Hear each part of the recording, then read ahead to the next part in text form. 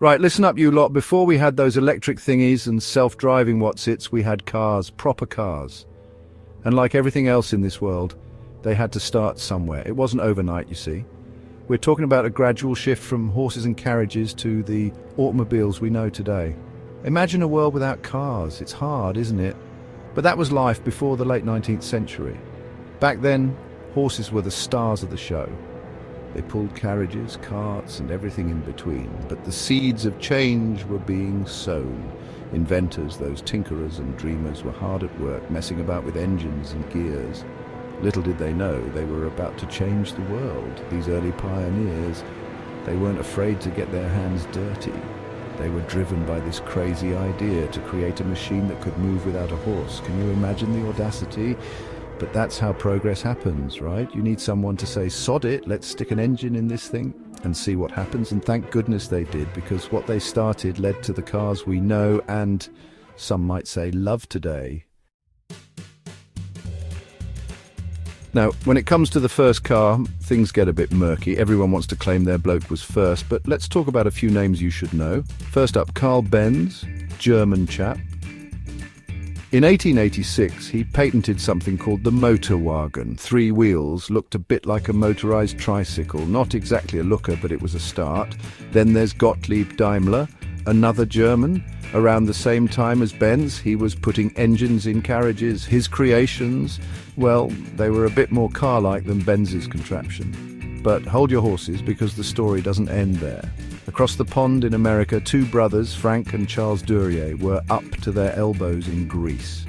In 1893, they built the first gasoline-powered car in the US, and not long after, a certain Henry Ford started tinkering with his own contraptions. These early cars, they were a far cry from the beasts we have today. They were slow, unreliable, and about as comfortable as a donkey cart on a cobblestone street. But they were a sign of things to come. The first sputtering steps of a revolution that would change the world forever. Now, these early cars, they were basic. Open-topped, rickety wheels. You'd be lucky to hit 20 miles per hour without it falling apart, but they were constantly evolving. Inventors, bless their oily overalls, were always finding ways to improve them. One of the biggest breakthroughs, the internal combustion engine. Sounds complicated, but basically it's what makes the car go vroom. Then came the steering wheel. Can you imagine trying to steer with a tiller like some oversized boat? No, thank you very much. The steering wheel made driving a bit more civilized, a bit less like wrestling a wild animal. And let's not forget about tires. Early cars had solid rubber tires. Bumpy ride? You bet. The invention of the pneumatic tire, that's the one with air in it, made things a whole lot smoother. But the real game changer was mass production. Henry Ford, that American chap, he was the one who figured it out. Instead of building cars one by one, he created the assembly line. Each worker did one specific job over and over again. The result? Cars were cheaper and faster to build, which meant more people could afford them. Now that 1920s, that was a time. The war was over, everyone was feeling good, and cars were the hottest thing on 4 wheels. Thanks to Ford's assembly line, cars were no longer just for the rich and famous. Ordinary folks could aspire to own one. And aspire they did. Car companies, they popped up left, right and centre. Ford, Chevrolet, Chrysler, they were all battling it out for a piece of the pie. And the cars themselves, well, they were getting better looking, faster and more comfortable. Closed bodies, sleek designs, chrome accents. These were the cars of flappers and bootleggers. Cars weren't just transport anymore. They were a symbol of freedom, of progress, of the American dream itself. People could go further, see more, do more. The open road beckoned and millions answered the call. Section 5. A wartime shift cars for the front lines. Then came the 1940s and, well, things got a bit more serious. World War II. The world ground to a halt as nations geared up for battle. And car factories, they became war machines. Instead of shiny new cars, they were churning out tanks, jeeps and other military vehicles. It was a necessary shift, a matter of national importance. The war effort demanded sacrifice, and the American automobile industry answered the call. Car production for civilians plummeted. Those sleek, stylish cars of the 1930s were put on hold, replaced by the rugged, utilitarian vehicles needed on the battlefields of Europe and the Pacific. But the war also spurred innovation. Engineers and designers working under intense pressure developed new technologies and manufacturing processes. These advancements, born out of necessity, would later find their way into civilian cars, making them stronger, more reliable, and more efficient. Section 6: Post-war boom and the American dream on wheels. After the war, well, things went a bit mad.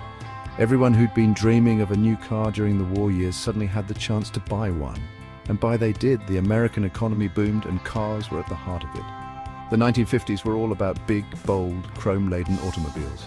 Tail fins sprouted, engines roared, and the open road stretched out before them, paved with possibility. This was the era of the American dream on wheels. Families piled into their station wagons and set off on cross-country road trips. Drive-in movie theaters popped up like daisies. Teenagers cruised the boulevards, and the car became the ultimate symbol of freedom and prosperity. But beneath the shiny exterior, changes were afoot. Safety features, once an afterthought, started to gain importance. Seatbelts, padded dashboards, and energy-absorbing steering columns slowly began to appear. And while big, thirsty engines were still all the rage, a small but growing number of engineers and designers were beginning to think about fuel efficiency and the environmental impact of the automobile. Section 7: The oil crisis and the search for efficiency. The party couldn't last forever, though. The 1970s brought a rude awakening in the form of an oil crisis. Fuel prices soared, and suddenly those gas-guzzling behemoths weren't so appealing anymore. People wanted cars that were more economical, that wouldn't break the bank every time they pulled into a gas station. This crisis forced car manufacturers to think differently. Smaller, more fuel-efficient cars became the need of the hour. Japanese automakers, with their compact and efficient models, saw their popularity surge. The era of the muscle car was fading, replaced by a new focus on practicality and affordability. But it wasn't just about fuel efficiency. The 1970s also saw the rise of environmental awareness. People were starting to realize that all those cars on the road were having an impact on the planet. Governments introduced stricter emission standards, forcing car manufacturers to find ways to make their cars cleaner. Section 8: The digital age. Computers take the wheel. Fast forward to the late 20th century and things started to get really interesting. Computers, those boxes of blinking lights, were taking over the world, and cars were not immune to their charms.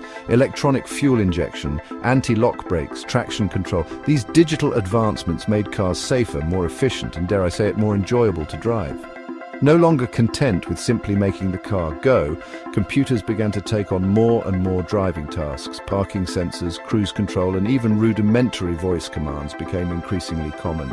The line between man and machine was blurring, and the car, once a purely mechanical beast, was evolving into a complex blend of metal, gears, and silicon chips. But this digital revolution wasn't just happening under the hood. In-car entertainment systems became increasingly sophisticated, with navigation systems, DVD players, and Bluetooth connectivity becoming standard features. The car was no longer just a means of getting from A to B. It was becoming a mobile living space, an extension of our digitally connected lives. Section 9: The road ahead, electric dreams and beyond. And that brings us to today, where the pace of change is more dizzying than ever. Electric cars, once a futuristic fantasy, are now a common sight on our roads. Tesla, with its sleek, silent machines, has captured the imagination of a new generation of car buyers, while established manufacturers are scrambling to catch up, investing billions in electric and hybrid technology. But it's not just about the type of fuel that powers our cars. We're on the cusp of a truly revolutionary change: self-driving cars. Imagine a world where you can sit back, relax, and let the car do the driving for you. It sounds like science fiction, but the technology is already here, and it's only a matter of time before it becomes commonplace. The road ahead is full of possibilities, both exciting and a little bit daunting. But one thing's for sure: the car, that incredible invention that has shaped our world for over a century, is showing no signs of slowing down. So buckle up, hold on tight, and enjoy the ride.